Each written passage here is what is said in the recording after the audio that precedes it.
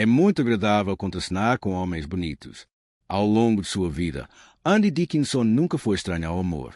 Como uma das belezas mais cativantes de Hollywood, os homens passaram por sua vida em diferentes momentos. Alguns lhe trouxeram alegria, outros deixaram apenas arrependimentos. No entanto, a meio a esse turbilhão de romances passageiros e casos que faziam manchetes, um homem se destacou dos demais. Hoje, aos 93 anos, com a lucidez que só uma vida plena oferece, Dickinson olha para o passado e confessa quem foi o amor da sua vida. Quem seria esse homem misterioso? Junte-se a nós para descobrir. Origens humildes. Antes de Policewoman, antes dos flashes dos fotógrafos e dos papéis icônicos, Andy Dickinson já havia conquistado alguns dos homens mais poderosos de Hollywood. Frank Sinatra adorava. Dizem que John F. Kennedy ficou encantado por ela. Os diretores não a escolhiam apenas por sua beleza, mas porque ela sabia dominar a tela, forte, sensual e sempre no controle. Os homens de sua vida estampavam as capas das revistas, mas Andy entrou para a história. Ela não era apenas alguém que os homens olhavam, era alguém que o público admirava. Quando Andy assumia um papel, ela não apenas interpretava, ela se apropriava dele. Seu papel revelador como a Sargento Pepper Anderson na Policewoman não só marcou uma virada para a televisão, como também representou uma mudança cultural. Pela primeira vez, uma mulher era protagonista de uma série dramática de 1 hora no horário nobre, e ela fazia isso com autoridade e chave. Andy sabia como se comportar diante das câmaras, mas também dominava a arte da convivência social. Sua presença era inegável, mas sua história não começou em um tapete vermelho. Começou em uma pequena cidade nas pradarias da Dakota do Norte. Antes dos brilhos, vestidos e flashes de Hollywood, Andy Dickinson era apenas Angeline Brown, uma jovem de cidade pequena com grandes sonhos e uma centelha que nunca se apagava. Nascida em 30 de setembro de 1931 na pacata cidade de Colm, Dakota do Norte, era a caçula de 3 irmãs em uma família germano-americana trabalhadora. Seus pais, Frederica e Leo Henry Brown, eram profundamente ligados à comunidade. Leo, um respeitado editor e redator dos jornais como Messenger e Adlai Mayo, era um homem das palavras e da história. Essa influência marcaria Andy profundamente, que um dia encantaria o público não com tinta no papel, mas com o magnetismo de sua presença na tela. Desde cedo, ela foi cercada por narrativas. Criada no catolicismo romano, cresceu em uma casa onde disciplina se misturava com imaginação. Seu pai, um verdadeiro homem renascentista da cidade, não só dirigia o jornal, como também era o projecionista do único cinema local. A jovem Andy, fascinada pelas imagens em movimento, sentava-se no fundo da pequena sala de projeção enquanto o pai girava as bobinas. Ali, entre o cheiro de celuloide e o brilho dançante da tela, nasceu seu primeiro amor, o cinema. Não era apenas o encanto pelas estrelas que surgiam na tela, era a sensação de que aquelas histórias podiam ser portas para mundos onde tudo era possível, inclusive a sair de como e conquistar o mundo. Ainda adolescente, Andy se destacou na escola por sua inteligência, presença marcante e facilidade de comunicação. Sua beleza já chamava a atenção, mas era sua capacidade de conversar com qualquer pessoa, de olhar nos olhos com firmeza, que a tornava magnética. Depois de se formar, mudou-se para Los Angeles com o sonho de trabalhar com entretenimento. No início, como tantas outras, enfrentou portas fechadas, testes frustrantes, promessas vazias. Mas Andy não era uma qualquer, e Hollywood logo perceberia isso. Adotando o nome artístico de Angie Dickinson, ela começou a ganhar pequenos papéis em séries e filmes durante os anos 1950.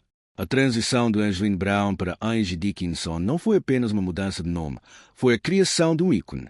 Com sua voz suave, olhar penetrante e um charme natural que desafiava os padrões rígidos da época, Angie conquistava o que queria sem precisar gritar.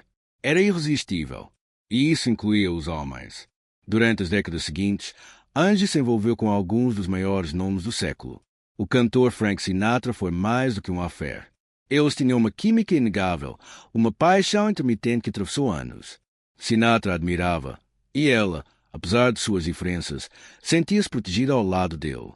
Frank era um homem difícil, mas quando amava, amava como um furacão, disse ela certa vez a uma rara entrevista. Houve rumores sobre encontros secretos com presidentes, com atores casados, com diretores lendários. Mas entre todos, um nome sempre ressurgiu, quase como um sussurro: Burt Bacharach. O renomado compositor, conhecido por sucessos que embalaram gerações, foi mais do que marido de Angie. Foi seu companheiro por 15 anos e o pai de sua única filha. O relacionamento entre Angie e Burt foi marcado por amor e dor. Ambos brilhavam em suas respectivas áreas, Mas enquanto ela era uma presença de fogo, Bart era introspectivo, quase misterioso. Juntos, enfrentaram desafios profundos, especialmente com o nascimento de sua filha Leah, que nasceu com autismo em uma época em que o tema ainda era envolto em estigma e desconhecimento. Angie se dedicou profundamente à maternidade, lutando por tratamentos e tentando oferecer à filha uma vida digna, mesmo com as exigências de Hollywood batendo à porta. Com o tempo, o casamento se desgastou. Angie e Bart separaram em 1981, e embora tenham seguido caminhos distintos, a ligação emocional entre eles jamais foi completamente rompida. Em entrevistas posteriores, Angie nunca falou com rancor de Bart. Pelo contrário, sua voz sempre carregava uma mistura de carinho e melancolia. A tragédia maior viria anos depois, quando Leah, já adulta, cometeu suicídio aos 40 anos. Foi o golpe mais duro da vida de Angie. Nenhuma fama, nenhum papel, nenhum tapete vermelho prepararia uma mãe para enterrar sua filha. A partir daquele momento, ela se recolheu.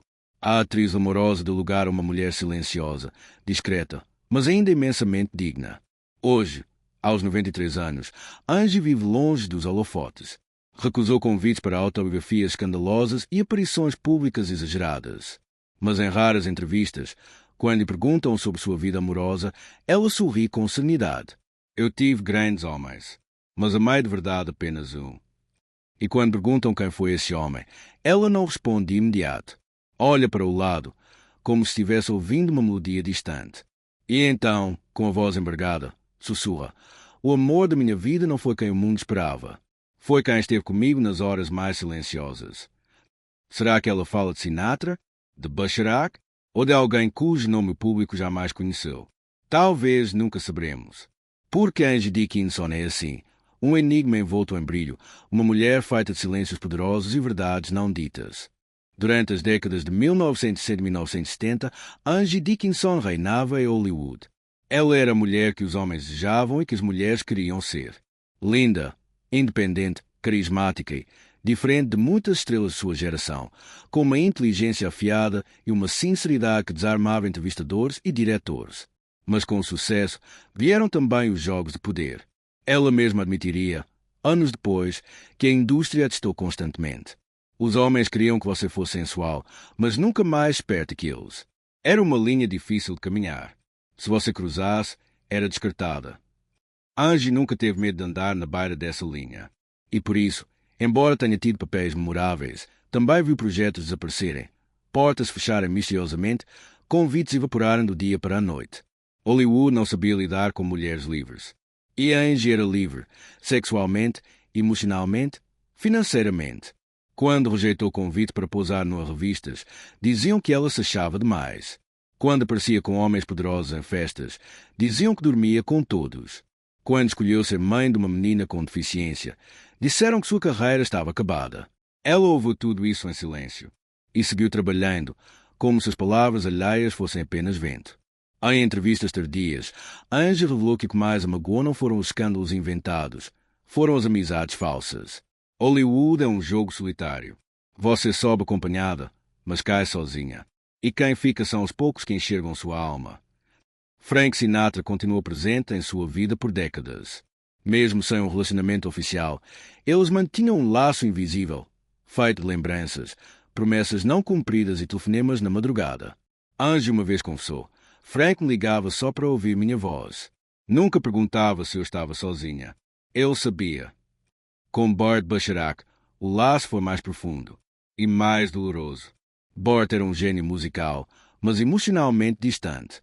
Angie tentou equilibrar sua carreira com a maternidade e o casamento, mas era como segurar um copo rachado. Por mais cuidado que tivesse, a água escorria. Após a separação, ela nunca mais casou. Disse que estava cansada de tentar se moldar aos desejos dos homens. Depois de Bart, eu não queria mais me encaixar. Queria apenas ser eu mesma. E foi. Nos anos 1980 e 1990, os convites diminuíram. As produções criam rostos jovens, esculturais, submissos. Mas Angie não implorou. Preferiu se afastar com dignidade a se tornar uma caricatura de si mesma.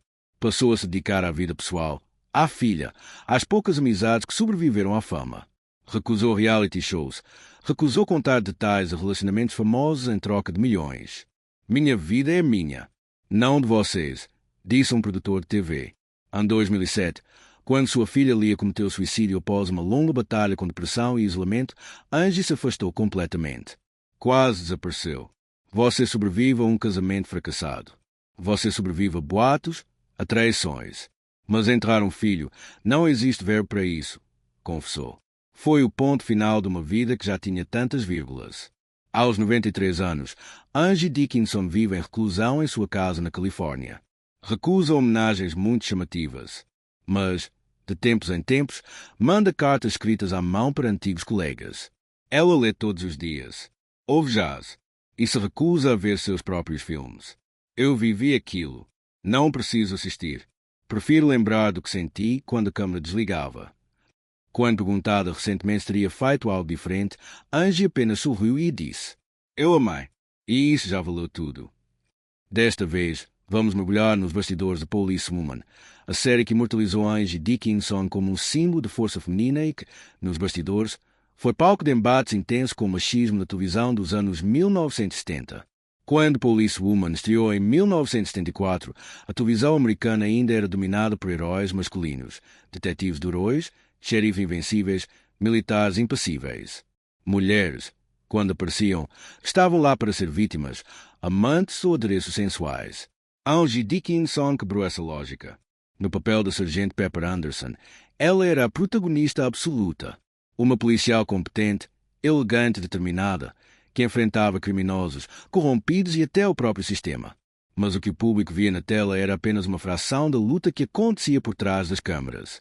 No set, Angie enfrentava diariamente um ambiente dominado por homens, diretores, roteiristas, técnicos, muitos dos quais não aceitavam que uma mulher estivesse no comando de uma série policial. Alguns tentavam sabotá-la. Outros a tratavam como se estivesse ali apenas por causa de sua beleza. Ela suportou piadas misóginas, exigências absurdas e até mesmo tentativas de reescrever cenas para diminuir sua presença. Eles queriam que eu fosse durona, mas não muito. Sexy, mas não provocante. Inteligente, mas não ameaçadora. Era um malabarismo constante, diria ela depois. Mas Angie não cedeu. Não chorava no set, não reclamava na imprensa. Sua resposta vinha com trabalho impecável, gravações precisas e uma autoridade natural que fazia até os mais resistentes abaixarem a cabeça. O impacto cultural de Policewoman foi imenso. De repente, meninas queriam ser policiais. Mulheres começaram a prestar mais concursos públicos. A presença feminina nas forças policiais nos EUA cresceu perceptivelmente, e muitas daquelas mulheres diziam, anos depois, que haviam sido inspiradas por Angie Dickinson. A série também abriu portas para outras atrizes. Sem Policewoman, talvez não teríamos Cagney Lacey, alias, de Clouseau ou tantas outras protagonistas femininas que viriam depois. Angie quebrou o primeiro muro, mas ninguém a aplaudiu por isso na época. Curiosamente, ela nunca venceu um Emmy pelo papel, apesar das múltiplas indicações. Ser mulher e protagonista naquela época era uma ameaça, não uma celebração, disse ela com um sorriso triste. Mas tudo bem, eu sei o que fiz. E o mundo também sabe. Fora do set, Policewoman também cobrou seu preço. As jornadas de gravação eram exaustivas. Angie dormia pouco, via pouco a filha, comia mal. E mesmo sendo o rosto da série, recebia menos colegas homens em papéis secundários. Ela também sofreu assédio de produtores e executivos, muitos dos quais hoje estariam presos se os mesmos atos ocorressem sob as leis atuais. Mas Angie, como tantas mulheres de sua geração, aprendeu a sobreviver sem se vitimizar. Guardava tudo para si e seguia em frente. Mas aquele sorriso charmoso que ela exibia em talk shows e estreias escondia uma dor constante. Solidão, cansaço e uma frustração crescente com uma indústria que a aplaudia de pé, mas a descartava pelas costas. Policewoman chegou ao fim em 1978. Angie, já esgotada, decidiu dar um tempo. Recusou papéis que a reduziriam a versões sexualizadas de si mesma. Hollywood não perdoa mulheres que envelhecem com dignidade. Enquanto atores envelhecidos continuavam sendo protagonistas, Angie via seus convites minguarem. Quando aparecia, era para interpretar mães, tias, viúvas. Mas nunca mais a heroína. Ela recusou dezenas de roteiros por considerá-los fracos, ofensivos ou ridículos. Preferia o silêncio à humilhação. E foi desaparecendo da televisão, não por falta de talento, mas por excesso de dignidade.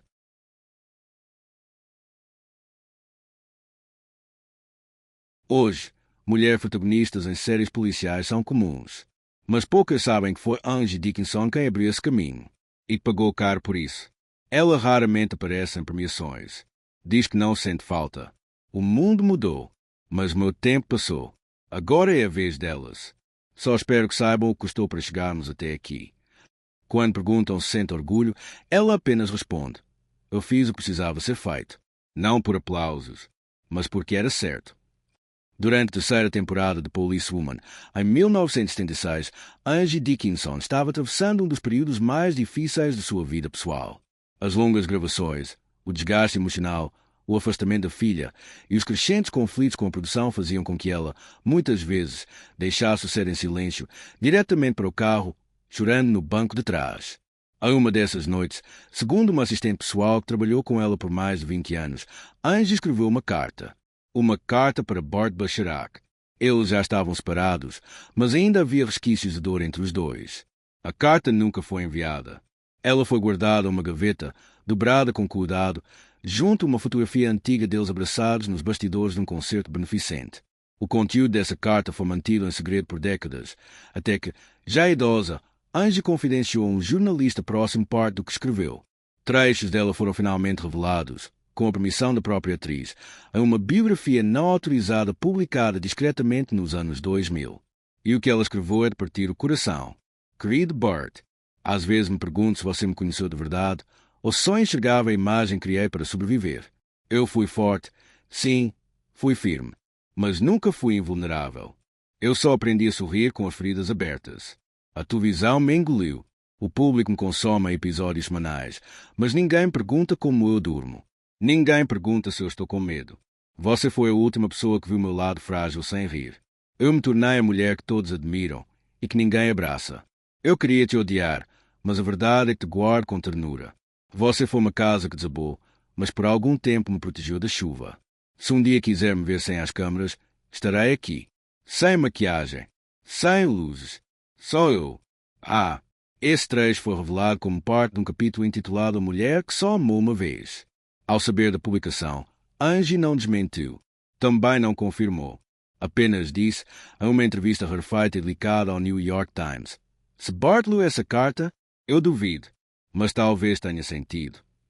Nos últimos anos de sua vida pública, Angie Dickinson fez uma última aparição discreta em 2019, numa homenagem a roteiristas pioneiros da televisão americana. Ela não subiu ao palco. Ficou sentada na plateia, aplaudindo outras mulheres que, de certo modo, estavam ali por causa dela. Uma jovem atriz se aproximou, emocionada, e disse: você foi a primeira mulher que eu vi segurando uma arma e não pedindo desculpas por isso. Angie sorriu, tocou o ombro da moça e respondeu apenas: então valeu a pena. Angie Dickinson não teve o final de Conto de Fadas. Não teve um Oscar, nem grandes homenagens em vida. Mas deixou um rastro, não de escândalos, mas coragem silenciosa. Uma mulher que rompeu barreiras sem precisar gritar, que amou sem ser amada como merecia, que trabalhou enquanto outros descansavam e que sorriu enquanto sangrava por dentro. Ela não quis ser mártir, mas foi. Ela não se chamou de feminista, mas abriu caminho para todas. E por isso, hoje, ainda que os holofotes se apaguem, nós a lembramos.